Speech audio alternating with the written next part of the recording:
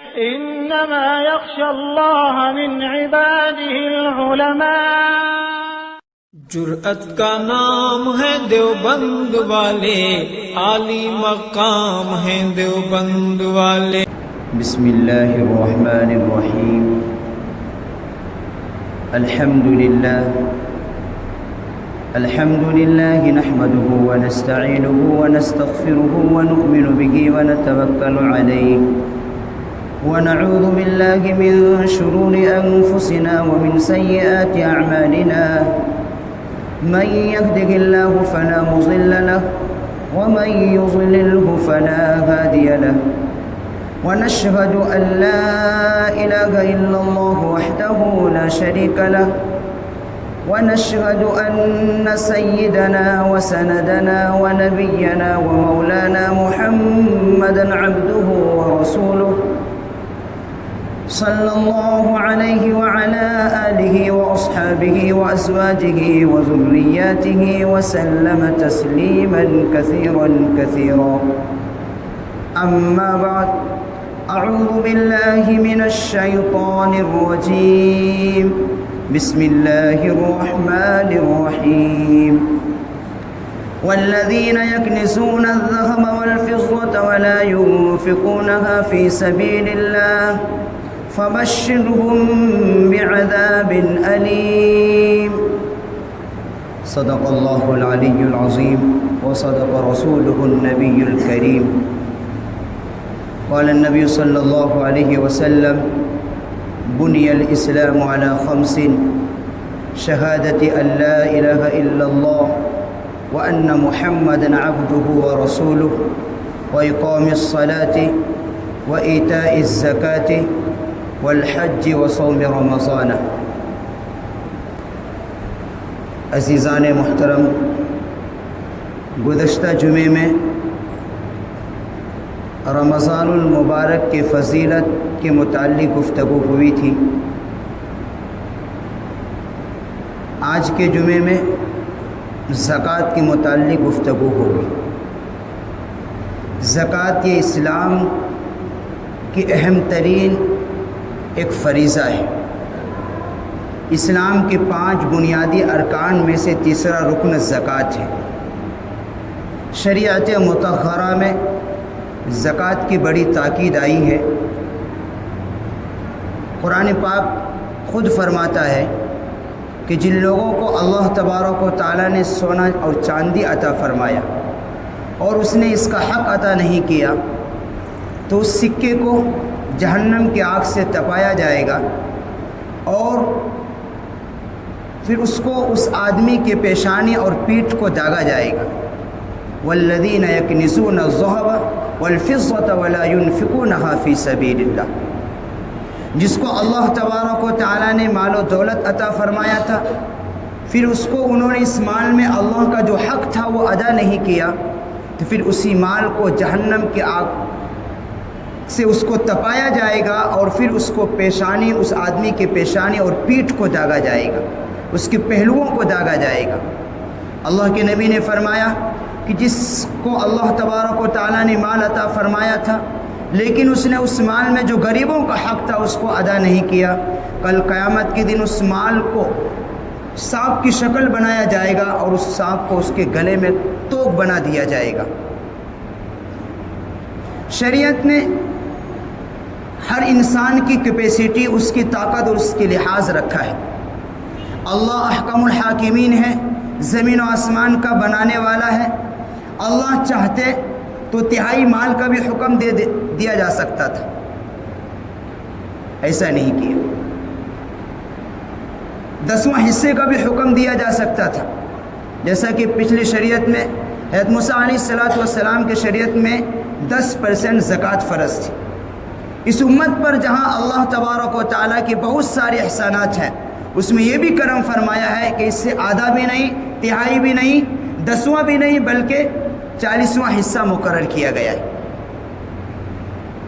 اگر اللہ چاہتا یہ حکم دے دیتا تو بھی کرنا پڑتا تھا کہ 1 لاکھ میں 50,000 روپے زکوٰۃ ادا کرنے، پھر بھی ادا کرنے پڑتے، لیکن اللہ نے رحم فرمایا اور انسان کی کیپیسٹی، اس کی طاقت، اس کے صلاحیت کا بھی لحاظ رکھا ہے کہ زکوٰۃ ہر چیز پر فرض نہیں، صرف 4 چیز کا لحاظ رکھا ہے شریعت نے: سونا، چاندی، مال تجارت اور نقد یعنی کیش۔ یہ 4 چیزوں کو معیار بنایا گیا ہے، اور اس میں بھی مہلت فوراً ادا نہیں کرنا ہے، سال گزرنے کے بعد ادا کرنا ہے۔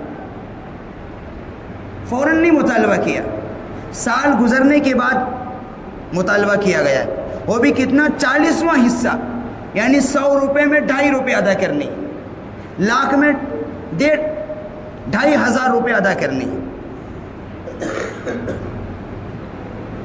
اور پھر اس کا سونے کا کیا ہے مقدار؟ 7.5 تولہ۔ یہ یاد رہتا ہے آدمی کو کہ اگر کسی کے پاس سونا ہی ہے صرف، اور وہ 7.5 تولہ سونا ہے تو اس پر زکوٰۃ فرض ہے، سال گزر گیا ہے۔ چاندی ہے اور 52.5 تولہ ہے تو اس پر زکوٰۃ فرض۔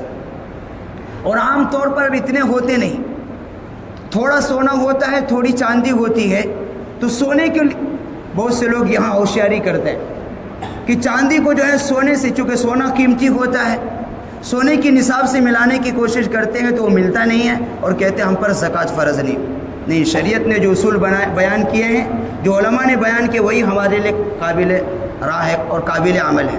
تو سونے کا حساب نہیں لگایا جائے گا، چاندی سے لگایا جائے گا۔ کچھ سونا ہے، کچھ چاندی ہے، اور دونوں کو ملائیں گے۔ چاندی، اور چونکہ سونا قیمتی ہوتا ہے، اگر کسی کے پاس 2 گرام بھی سونا ہوگا اور تھوڑی چاندی ہوگی، آرام سے وہ نصاب کے بقدر پہنچ جائے گا، اس کی قیمت 52.5 تولہ چاندی۔ اسی لیے شریعت نے لحاظ رکھا چاندی کا حساب لگانا ہے۔ اگر مکمل سونا نہیں ہے تب، اگر مکمل 7.5 تولہ سونا ہے تو اب تو سونے پر ہی زکوٰۃ ہوگی، لیکن پوری نہیں ہے، 2 تولہ ہے یا 1 تولہ ہے، کچھ چاندی ہے یا کچھ کیش ہے، اب تینوں کو ملایا جائے گا، اور ملانے کے بعد 52.5 تولہ چاندی کے نصاب کو پہنچتا ہے، اور اس پر سال کا گزر چکا ہے یا سال کا اکثر حصہ بھی گزر چکا ہے تب بھی اس پر زکوٰۃ فرض۔ یہ تجارت کا مال ہے، اور تجارت کا مال اتنا ہے اس نصاب کے بقدر نہیں پہنچ رہا ہے، اور کچھ کیش ہے، تو دونوں کو ملایا جائے گا، اور ملانے کے بعد پہنچتا ہے تب اس پر زکوٰۃ فرض ہو۔ تو شریعت نے آسانی رکھی ہے، کوئی دشواری نہیں ہے، 10واں حصہ بھی نہیں ہے، 3/4 حصہ بھی نہیں ہے، 40واں حصہ مقرر کیا گیا ہے، اور اس پر بھی سال گزرنے کے بعد مطالبہ کیا ہے۔ پہلی امتوں میں جہاں 10% تھی، وہاں مشکل بھی تھی زکوٰۃ ادا کرنا، اور وہ انسانوں سے لے کر انسانوں پر خرچ نہیں کیا جاتا تھا، بلکہ اس کی شکل یہ تھی کہ جب زکوٰۃ کسی کو قبول ہونا ہوتا تھا تو آدمی زکوٰۃ کی رقم نکالتا تھا یا زکوٰۃ کا سامان نکال کر پہاڑ کی چوٹی پر رکھ دیتا تھا، اوپر سے ایک آگ آتی تھی، اس کو جلا کر راکھ کر دیتی تھی، تو سمجھا جاتا تھا کہ زکوٰۃ قبول ہو گئی۔ یہ موسیٰ علیہ السلام کی شریعت میں یہی نظام تھا اللہ کا اس وقت، لیکن اس امت پر اللہ نے احسان فرمایا کہ مالداروں سے لیا جاتا ہے اور غریبوں کی مدد کی جاتی ہے۔ یہ شریعت کا ایک اصول ہے۔ تو شریعت کے جتنے بھی احکام ہیں اس میں آسانیاں رکھی گئی ہیں، دشواریاں نہیں ہیں، اور اس میں انسانوں کی کیپیسٹی، اس کی طاقت، اس کی صلاحیت کا لحاظ رکھا گیا۔ اور پھر زکوٰۃ ادا کرنے والوں کی اللہ تبارک و تعالیٰ اس کی مال کی حفاظت بھی کرتے، اور پھر اس پر دگنا دینے کا وعدہ بھی ہے۔ اس کے بے شمار واقعات ہیں۔ ایک تو فضائل اعمال ہے، مولانا شیخ زکریا صاحب کی کاپی تھی، ان میں انہوں نے ایک واقعہ لکھا ہے۔ ایک آدمی تھا، وہ جو ہے اپنے مال کی بڑی امانت داری کے ساتھ حساب لگا کر زکوٰۃ ادا کیا کرتا تھا۔ ہر سال اپنے مال کی گنتی کرتا کہ میرے مال پر اتنی زکوٰۃ بنتی ہے، اس زکوٰۃ کو پوری ادا کرتا تھا۔ ایک دن وہ گھر میں سو رہے تھے، چور آئے، اور چور آنے کے بعد جس روم میں جو مال رکھا ہوا تھا اس میں جو تالا لگا ہوا تھا وہ صرف 6 آنے کا تالا لگا ہوا تھا۔ اس زمانے کی بات ہے، 6 آنے کا صرف تالا لگا ہوا تھا۔ چور آنے کے بعد اس کو تالا کو جب توڑنے لگے تو ان کی آنکھ کھل گئی، تو یہ مسکرائے اور کہا بیٹا تم جو یہ تالا توڑ رہے ہو نا، یہ تالا ٹوٹنے والا نہیں ہے، کیوں؟ اس لیے کہ میں اپنے مال کی زکوٰۃ پوری پوری ادا کرتا ہوں، اور اللہ نے اس کی ضمانت لی ہے کہ جو آدمی اپنے مال کی زکوٰۃ ادا کرے گا اللہ اس کی مال کے اپنے دست قدرت سے حفاظت فرماتا ہے۔ یہ کہہ کر بڑے میاں جو ہے چادر ٹان کر سو گئے۔ فجر سے کے وقت سے پہلے کچھ اٹھے تہجد کی نماز کے لیے، تو وہ چور لگے ہوئے ابھی تک تالا توڑنے میں، پین ٹوٹا نہیں ہے ابھی۔ اور پھر تہجد کی نماز ادا کرنے کے بعد فجر کا وقت ہوا اور یہ کہہ کر چل گئے کہ بیٹا میں فجر کی نماز ادا کرنے جا رہا ہوں، یہ تالا تم سے ٹوٹنے والا نہیں ہے۔ بڑے میاں تو فجر کی نماز ادا کرنے چلے گئے، جب وہاں سے آئے گئے تو چور اتنے میں بھاگ چکے تھے۔ تو اللہ یقیناً اللہ کا وعدہ سچا ہے کہ جو آدمی مال کی زکوٰۃ ادا کرتا ہے، مال میں جو غریبوں کو حق رکھا ہے، اللہ تبارک و تعالیٰ اس کی مال کی حفاظت فرماتے ہیں۔ ایک واقعہ اور لکھا ہے کہ مسلمانوں کا تو کیا کہ غیر قوموں کا بھی اللہ اگر اس نیت سے ادا کرے گا۔ اسی آپ بیتی کے اندر غیر قوموں کا ایک واقعہ، سہارنپور کا واقعہ، ایک آدمی تھا، انگریز نے ایک چند کوٹھی بنا رکھی تھی، اس میں ان کے سونے سکے کی جواہرات رکھے ہوئے تھے، اور اس کا جو ایک دربان ہے مسلمان کو بنایا تھا دیکھ بھالی کے لیے، تم اس کی دیکھ بھالی کرنا، اور وہ کسی دوسری جگہ رہتا تھا انگریز کا۔ چنانچہ اس محلے میں آگ لگی، اب اس کے گھر کو بھی قریب پہنچنے والی تھی، تو اس نے فوراً اس کو اطلاع دی کہ میاں صاحب آپ جلدی آئیے، آگ جو ہے بالکل آپ کے گھر کے قریب پہنچنے والا پر جو خزانہ رکھا ہوا وہ جل جائے گا۔ انہوں نے ایک بار کہا، توجہ نہیں دی، وہ لکھ رہا تھا انگریز، دوسری بار کا پھر بھی توجہ نہیں دی، تیسری مرتبہ کا پھر بھی اس نے کہا کہ ہم نے کسی مسلمان کے علماء سے سنا ہے کہ جو آدمی اپنے مال کی زکوٰۃ ادا کرتا ہے اللہ تبارک و تعالیٰ اپنے دست قدرت سے اس کے مال کی حفاظت کرتے ہیں۔ نہیں گئے، وہ اپنے کام میں لگے رہے۔ جب یہ واپس آئے تو آس پاس جتنی عمارتیں تھیں، جتنی چیزیں تھیں، سب کو جلا کر راکھ کر دیا۔ اس کا جو خزانہ جس جگہ تھا وہاں تک آگ پہنچی نہیں۔ تو اللہ کا وعدہ سچا ہے کہ جب انسان، وہ انگریز کیا کہتا، میں اپنے مال کی اس میں جو غریبوں کا حق ہے اس کو ادا کرتا، تو مسلمان تو کیا، جب غیر قوم بھی اس مال میں، جب غریبوں کا جو حق ہے وہ جو ادا کرتا ہے تو اللہ اس کی مال کی حفاظت فرماتا۔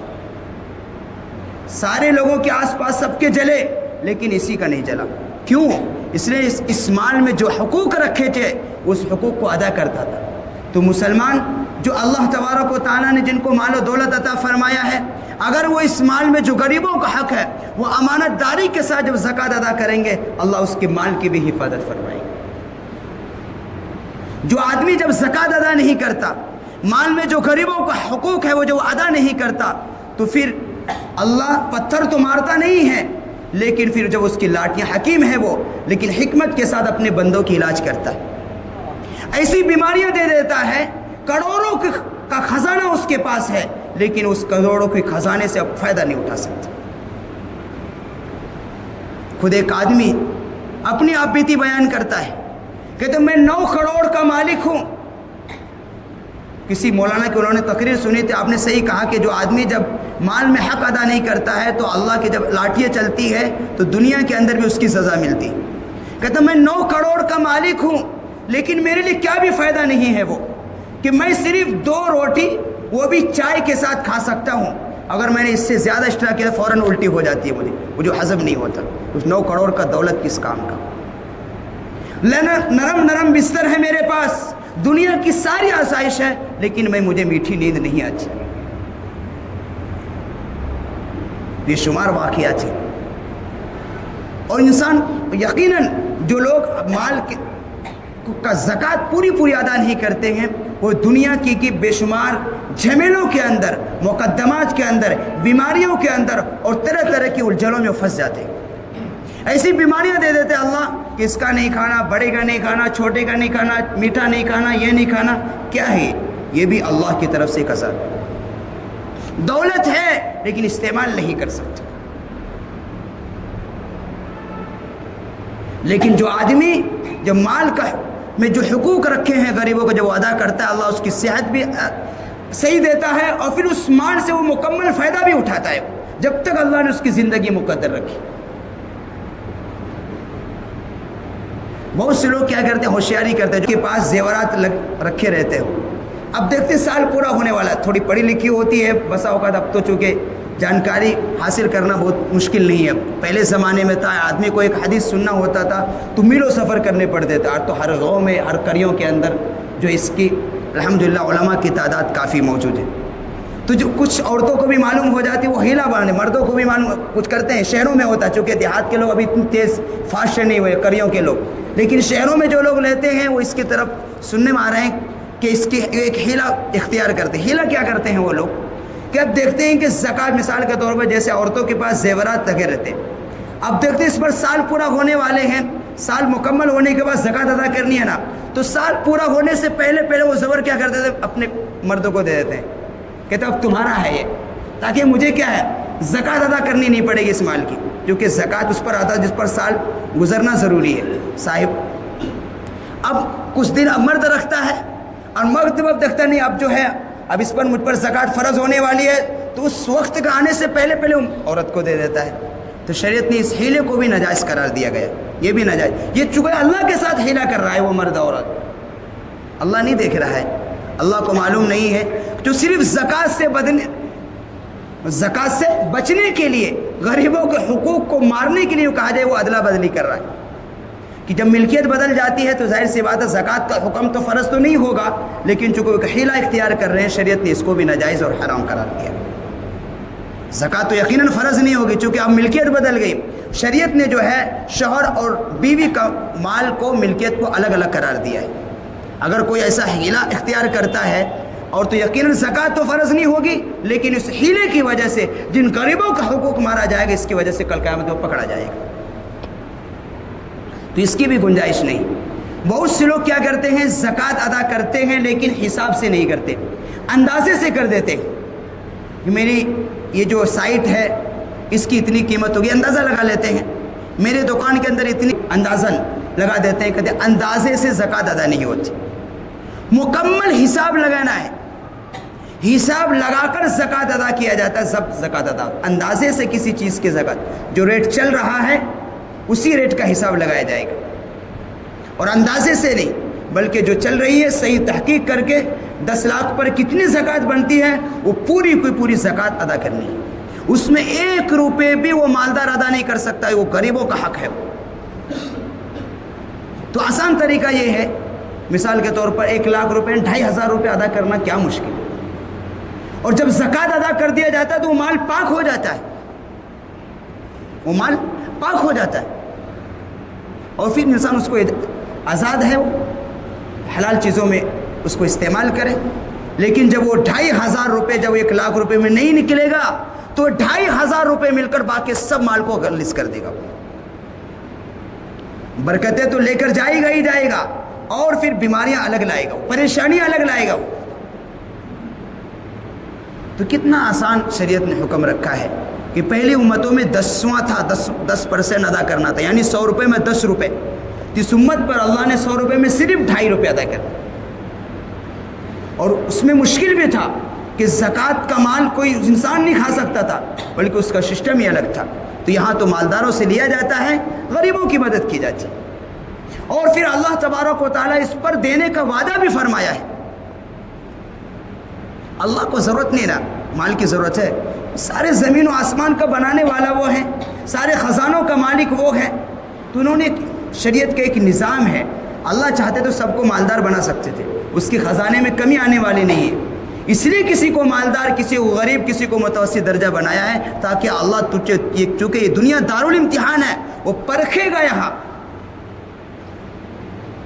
और अजीब बात देखो, अल्लाह तबारक व तआला, माल भी अल्लाह का दिया हुआ है, नहीं अगर कोई इंसान ये कहता है हमने अपनी मेहनत से, अपनी सलाहियत से कमाया है, तो उसकी नादानी है।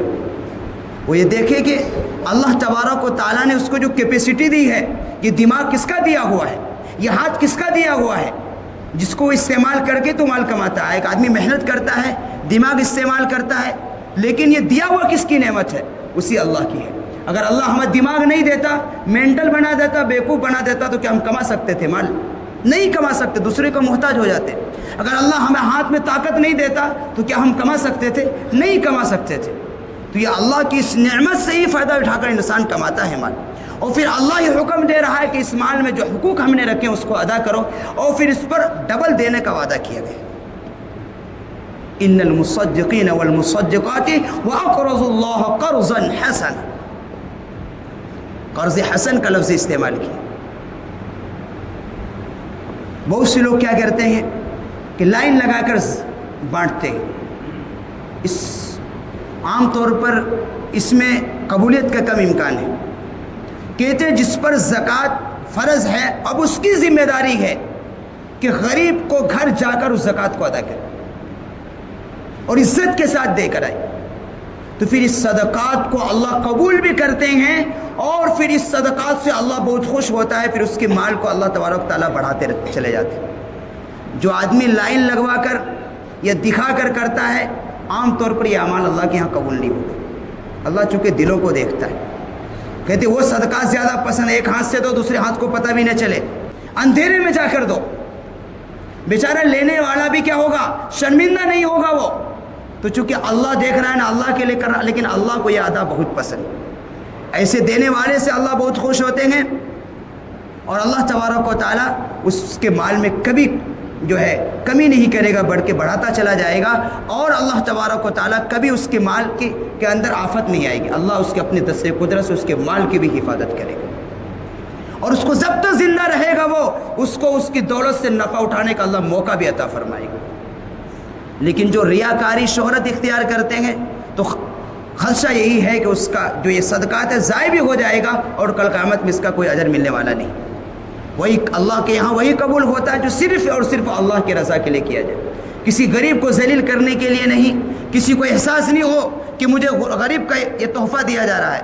کہتے ہیں اللہ چونکہ دلوں کو دیکھتا ہے، وہ ہماری نیتوں کو دیکھتا ہے اور ہمارے اندازوں سے معلوم ہو جاتا ہے، اس لیے کہتے ہیں کہ جن کو اللہ تبارک و تعالیٰ نے مال و دولت سے نوازا ہے اس پر اللہ تبارک و تعالیٰ کو شکر ادا کرنی چاہیے، اور شریعت نے جو اس مال پر اس جو حقوق رکھے ہیں غریبوں کو اس کو ادا کرنے، چونکہ رمضان المبارک کا مہینہ الحمدللہ اس میں اکثر لوگوں بہت سے لوگ جو ہے ادا کرنے کا مزاج ہے ابھی الحمدللہ مسلمانوں کے اندر، کہ جن کو اللہ تبارک و تعالیٰ نے مال و دولت سے نوازا ہے وہ اس رمضان المبارک کے مہینے میں اپنے مال کی زکوٰۃ ادا کرتے ہیں، تو ادا کرنی چاہیے، اس لیے کہ ہم جانتے ہیں کہ اس مبارک مہینہ میں ایک فرض کا ثواب 70 فرضوں کے برابر ملے گا، تو زکوٰۃ بھی چونکہ فرض ہے تو اس کو ادا غیر رمضان میں کریں گے تو بھی ادا ہوگا، لیکن وہاں صرف ایک فرض کا ادا کرنے کا ثواب ملے گا، لیکن جب اس رمضان المبارک میں ادا کریں گے تو 70 فرضوں کے برابر ثواب ملے گا، اس لیے اس کی ترغیب دی جاتی ہے رمضان المبارک میں۔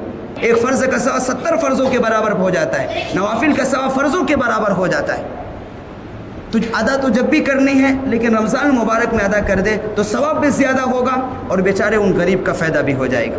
کتنے ایسے ہیں بے شمار واقعات ہیں کہ ہم لوگ تو الحمدللہ افطار میں بھی بھر پیٹ کھا لیتے ہیں، اس کے بعد پھر ملتا پھر کھا لیتے ہیں، سحری میں بھی اللہ کھا لیتے ہیں، لیکن کتنے ایسے ہمارے مسلمانوں کے گھر ہیں جنہیں افطار میں بھی کھانا نصیب نہیں، افطار میں کچھ مل گیا تو اس کے بعد کھانے کے لیے نہیں ہے، سحر میں کھانے کے لیے ان کے پاس نہیں ہے، کتنے ہمارے مسلمانوں میں سے، تو یہ کس کی ذمہ داری ہے؟ یہ انہی مالداروں کی ذمہ داری ہے جن کو اللہ تبارک و تعالیٰ نے مال و دولت سے نوازا ہے، تو ایسے گھروں کا اس رمضان مبارک مہینے میں ٹارگیٹ کرے، دیکھیں ہمارے کون مسلمان بھائی ہیں، ہم اپنے رشتہ داروں میں دیکھیں، بہت سے لوگ ویسے ہوتے ہیں جو اپنی ضرورت کو نہیں پھیلاتے دوسروں کے سامنے، لیکن وہ سسک کر ان کی بچیاں سسک کر جان دے دیتی ہیں، بسا اوقات روتے ہیں، وہ اپنے آنسو کسی کو دکھاتے نہیں، اس لیے کہ عزت نفس کسی کو بھی ہوتا ہے کوئی چیز، تو اس کی ذمہ داری ہے دیکھیں ہمارے رشتہ داروں میں کون ایسے ہیں جو مالی اعتبار سے بیچارے کمزور ہیں، تو ان کی مدد کرے چپکے سے، اللہ بہت خوش ہوتا ہے۔ غریبوں کی مدد کرنا اتنی بڑی عبادت ہے، اتنی بڑی عبادت ہے کہ اس اللہ تبارک و تعالیٰ جنت کا راستہ آسان کر دے۔ نماز روزہ وہ مقام عطا نہیں ملے گا، لیکن غریبوں کی مدد کرنے والا نماز روزے کی پابندی کرنے والے سے زیادہ آگے بڑھ سکتا ہے، بہت محبوب ہے یہ عبادت اللہ کو۔ اس لیے رمضان المبارک کا مہینہ چل رہا ہے، اس میں جہاں ہم اپنے لیے اپنے بچوں کے لیے فکر کرتے ہیں وہیں ان غریبوں کا بھی فکر کرنا ضروری ہے جن کو اللہ تبارک و تعالیٰ نے مالی اعتبار سے کمزور بنایا۔ اللہ کی شریعت کا نظام ہے، ہم نے شروع میں کہہ دیا اللہ چاہتے تو سب کو مالدار بنا سکتے تھے، اللہ کے خزانے میں ذرا بھی کمی نہیں آئی، لیکن دنیا کے اندر پرکھنے کے لیے اللہ نے یہ متوسط طبقہ بنا دیے گئے، دیکھتے ہیں کہ کون ہمارے حقوق کو ادا کرتا ہے اور کون ہماری دی ہوئی نعمتوں کی شکر گزاری کرتا ہے۔ یہ دنیا دارالامتحان ہے، یہاں پرکھا جائے گا، ہر ایک کو جانچا جائے گا، ہر ایک کا امتحان ہوگا۔ یہاں ہر مالداروں کا امتحان ہوگا، ہر غریب کا امتحان ہوگا، ہر امیر کا امتحان ہوگا، ہر شخص کا امتحان ہوگا۔ یہ آخرت، یہ دارالجزا ہے، وہاں تو یا دنیا کے اندر جو کریں گے اس کا بدلہ آخرت میں ملے گا۔ تو اس مبارک مہینے کا جو ایام گزرتا چلا جا رہا ہے، ہمارے زندگی کے قیمتی سرمایہ چلا جا رہا ہے۔ اگلا رمضان کون جانتا ہے کس کو نصیب ہوگا یا نہیں ہوگا؟ معلوم ہے؟ کوئی گارنٹی ہے کیا؟ نہیں ہے۔ اس لیے جو وقت مل گیا ہے ہمیں اس کی قدردانی کرنی۔ پچھلے جمعے میں بات آئی تھی کہ بہت سے لوگ اس مبارک مہینے کی ناقدری کر رہے ہیں، ان کو اللہ کے عذاب سے ڈرنا چاہیے کہ اللہ تبارک و تعالیٰ بڑا حکیم ہے۔ جب اس کی لاٹھی چلتی ہے تو دنیا کی کوئی طاقت اس کی لاٹھی کو نہیں روک سکتی۔ اللہ چونکہ حکیم ہے، وہ بڑا غفور رحیم ہے، وہ مہلت دیتا ہے، وقت دیتا ہے، لیکن جب پکڑتا ہے تو انسان کی نانی یاد آ جاتی ہے۔ ہر گناہوں کی سزا مل کر رہتی ہے، لیکن انسان اتنا نادان ہے کہ سمجھتا نہیں۔ وہ یہ سمجھتے ہیں کہ ہم نہ اس مبارک مہینے کی ناقدری کر رہے ہیں، کیا بھی نہیں ہو رہا ہے، غلط فہمی میں نہیں رہنا چاہیے۔ اللہ کا کوڑا جب چلتا ہے، اللہ کی جب لاٹھیاں چلتی ہیں تو پھر دنیا کی کوئی طاقت اسے بچا نہیں سکتی۔ چونکہ وہ حکیم ہے، وہ مختلف سزائیں دیتا ہے اپنے بندوں کی، وہ علاج طبیب بھی ہے۔ وہ جہاں اللہ غفور ہے، جہاں اللہ رحیم ہے، رحمان و طبیب بھی ہے، وہ بندوں کی علاج کرنا جانتا ہے۔ اس لیے اس مبارک مہینے میں جہاں نیکیوں کا وزن بڑھ جاتا ہے، اعمال کا ثواب کا وزن بڑھ جاتا ہے، وہیں اس مبارک مہینے میں گناہ کرنے کی سزا زیادہ ہے۔ گناہ کس غیر رمضان میں کر بھی تو بھی غلط ہے، لیکن اس مبارک مہینے میں جہاں اللہ کی رحمت بارش کی طرح برس رہی ہو اور مسلمان اس مبارک مہینے کی ناقدری کر رہی ہو، تو پھر یہ سمجھیے کہ اس مبارک مہینے میں جہاں اعمال کا ثواب 70 گنا بڑھا دیا جاتا ہے، وہ اس مبارک مہینے میں ایک گناہ کی سزا اور اس گناہ کا عذاب بھی 70 گنا زیادہ ہوتا ہے۔ یہ اللہ کی عادت ہے، جہاں وہ اللہ ثواب بڑھا کر دیتا ہے تو وہیں اس کی نافرمانی پر سزا بھی زیادہ دیتا ہے۔ اس لیے خام خیالی میں نہیں رہنا چاہیے، ہم تو مزے سے ہیں، نہیں، اللہ حکیم ہے۔ اور عام طور پر اگر دنیا کے اندر بچ کر چلے گئے تو وہ لوگ خیال میں نہ رہے، ایسے لوگوں کو قبر کے اندر سب سے زیادہ سخت عذاب ہوتا ہے۔ ہم تو دنیا کے اندر بھی نہیں بچتے، ان کی دنیا کی زندگی اللہ جہنم بنا دیتا ہے، لیکن وہ اپنی نادانی کی وجہ سے سمجھتا نہیں۔ لیکن اگر پھر بھی کسی طرح بچ بھی گیا اپنی ہوشیاری کی وجہ سے، پہلے تو بچتے نہیں، بچ بھی گیا تو شریعت کی تعلیمات کی روح سے یہ معلوم ہوتا ہے کہ ایسے آدمی کو جو دنیا کے اندر نافرمانی کرنے کے باوجود عیش و عشرت میں تھا، ایسے آدمی کو قبر میں جانے کے بعد اور لوگوں کو بنسبت اس کو سخت عذاب ہوتا ہے۔ اللہم احفظنا۔ اس لیے اس مبارک مہینہ سال میں ایک مرتبہ آتا ہے، ہمیں اس کی قدردانی کرنی ہے۔ 11 مہینے اللہ نے اجازت دے دیے تھے، دن میں بھی کھاؤ، رات میں بھی کھاؤ، جب چاہو جب بھوک لگے کھاؤ، اجازت تھا۔ لیکن ایک مہینہ وہ بھی چند گھنٹے کی بھوک اور پیاس کو برداشت کرنے کا حکم دیا اور اس پر بڑا اجر کا وعدہ فرمایا۔ تراویح کی نماز پورے سال نہیں ہوتی، صرف رمضان کے مبارک میں ہوتی۔ کیا ہم ایک مہینے اللہ کی عبادت نہیں کر سکتے؟ یہ مہینہ دنیا کمانے کا نہیں ہے، یہ مہینہ آخرت کمانے کا ہے، یہ مہینہ اپنی جنت کمانے کا ہے، یہ مہینہ آخرت کمانے کا ہے، یہ مہینہ قبر کی سوال کی جوابی کا سب سے بہترین مہینہ ہے، یہ مہینہ میدان حشر کی سوال کی جواب کی تیاری کی سب سے بہتر مہینہ ہے۔ اس لیے کہ اس سے بہتر کوئی مہینہ نہیں ہے، اس سے بہتر کوئی دن نہیں آنے والا ہے، اس سے بہتر کوئی رات نہیں آنے والی ہے، اور اس سے بہتر کوئی، جتنی اللہ کی رحمتیں سب کے سب اسی مبارک مہینے میں برستی ہیں۔ اور اس مبارک مہینے میں جتنا اللہ کو راضی کرنا آسان ہے اتنا اور نہیں ہے کسی مہینے۔ اللہ اس مہینے میں خود اپنے بندوں کی طرف متوجہ ہے، اللہ اپنے بندوں کا انتظار کر رہا ہے، اور بندے اگر غفلت میں پڑے ہوں تو کتنی بڑی محرومی کی بات ہے۔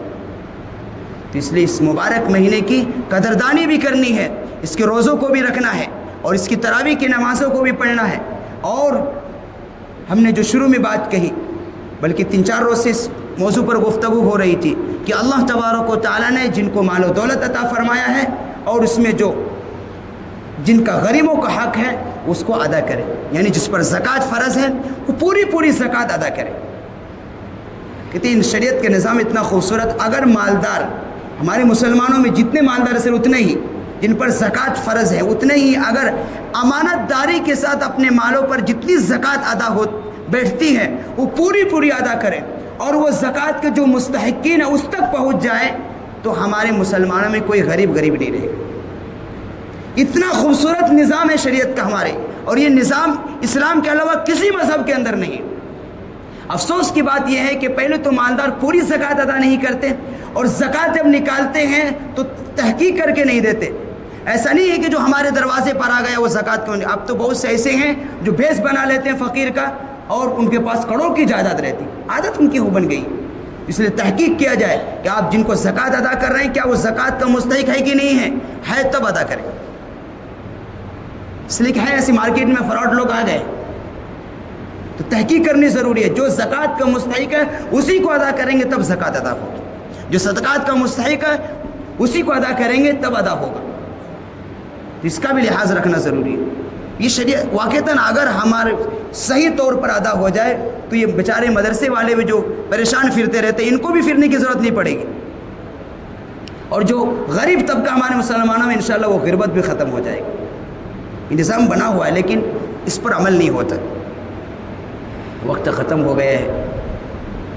زکوٰۃ کے متعلق تقریباً بات یہی کرنی تھی مجھے، تو بات بھی ہماری پوری ہو گئی کہ زکوٰۃ کن لوگوں پر فرض ہے، اور بلکہ یہ موضوع تو ہم نے 3-4 روز سے چھیڑ رکھا تھا، اس پر بات ہو رہی تھی، آج تھوڑی تفصیل سے بات ہو گئی۔ 2 منٹ دیکھو، زندگی کا بھروسہ نہیں ہے ہمارا، نہیں ہے کیا؟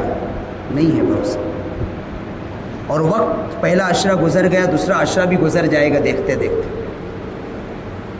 اس لیے جو وقت ملا ہے اس کی قدردانی کر لیں۔ جو حالات بنائے جا رہے ہیں، حالات کے ہم گن گا رہے ہیں، مسلمانوں کا دائرہ اس ملک کے اندر تنگ کیا جا رہا ہے۔ اس کا واحد علاج ہے کہ مسلمان اپنا تعلق اپنے رب سے جوڑے۔ کبھی وسائل کے ذریعے سے مسلمانوں کو فتح نہیں ملی، کبھی وسائل کے ذریعے سے یعنی طاقت کے بلبوتے پر ایک بھی جنگ مسلمانوں نے نہیں جیتی۔ صرف اللہ کی مدد اور اللہ سے تعلق کی بنیاد پر ساری جنگیں جیتی۔ تو اس ملک کے اندر جو مسلمانوں کو دائرہ تنگ کیا جا رہا ہے، ہماری ہزاروں لاکھوں مسجدیں خطرے میں ہیں، بلکہ ہماری شریعت خطرے میں ہے، اس وقت مسلمانوں کی زیادہ ذمہ داری بن جاتی ہے کہ اپنا تعلق اس رب سے مضبوط کرو، اس لیے کہ اللہ ہی ہے، اگر وہ مدد کرے گا دنیا کا کوئی جابر ظالم طاقت ہمارا کچھ نہیں بگاڑ سکتی۔ اگر اللہ مدد کرنا چھوڑ دے گا تو پھر ایک معمولی آدمی جیسا ڈنڈا مارے گا ویسا ہانکتے چلے جاؤ، جو ہو رہا ہے ہمارے یہاں۔ یہ مسلمانوں کا جو دردشا پڑ رہی ہے، وجہ اس کی یہی ہے کہ ہم شریعت کو فالو نہیں کر رہے، مکمل شریعت کی پابندی نہیں کر رہے، کچھ عمل کر رہے ہیں اکثروں کو چھوڑ دے رہے۔ مکمل اسلام کو فالو کرنا پڑے گا، مکمل نبی کریم علیہ الصلوۃ والسلام کی سنت سے چمٹنا پڑے گا، اور اس دل کا تعلق اللہ سے اتنا مضبوط ہو جانا چاہیے کہ ہر حال میں اللہ کا حکم پورا ہو۔ تو پھر دیکھو اللہ کی مدد، اللہ وعدہ ہے اللہ کی مدد آئے گی، اور جب اللہ کی مدد آئے گی تو دنیا کا کوئی طاقت ہمارا کچھ نہیں بگاڑ سکتی۔ تو ہم یہ ساری پریشانیوں کا حل ایک ہی ہے کہ مسلمان حالات کو سمجھے اور اپنا تعلق اپنے رب سے مضبوط کر لے۔ اللہ ہمارا ہو جائے گا، ساری دنیا ہماری ہو جائے گی، اور اگر اللہ ہمارا نہیں ہوا دنیا مل کر بھی کچھ نہیں ملے گا، برباد ہو گئی وہ۔ پہلے تو دنیا بھی ملتی نہیں ملے گی نہیں، لیکن مل بھی گئی بالفرض مان جاؤ تو بھی وہ برباد ہو گیا اگر اللہ نہیں ملا۔ لیکن اگر اللہ مل گیا، اللہ کی رضا مل گئی، دنیا کی کچھ بھی دولت نہیں ملی پھر بھی وہ کامیاب ہو گئے۔ اس لیے یہ مہینہ اللہ کو راضی کرنے کا مہینہ ہے۔ اس مہینے میں اللہ کو راضی کرنا جتنا آسان ہے وہ غیر رمضان میں نہیں ہے۔ اس مہینے میں اللہ کو منانا جتنا آسان ہے وہ غیر رمضان میں اپنے روٹے ہوئے رب کو منانے کا رمضان سے بہتر کوئی موقع نہیں ہے، رمضان سے بہتر کوئی وقت نہیں ہے، رمضان سے بہتر کوئی رات آنے والی نہیں ہے، رمضان سے بہتر کوئی دن بھی آنے والا نہیں ہے۔ اس لیے ہم نے گناہ کر کر کے جو اپنے رب کو ناراض کر دیا ہے، اس رب کو منانے کا بہترین موقع ہے۔ اس مبارک مہینے کے جو ایام جو راتیں بچ گئی ہیں اس کی قدردانی کریں، اور اللہ تبارک و تعالی سے دعا ہے کہ اب تک جن اعمال کی ہمیں توفیق ملی ہے اللہ رب العزت اپنے فضل و کرم سے ان اعمال کو قبول فرمائے اور اپنی رضا کا ذریعہ بنائے۔ وآخر دعوانا الحمد للہ رب العالمین۔ جو حضرات سنت نہیں پڑھے وہ سنت پڑھیں۔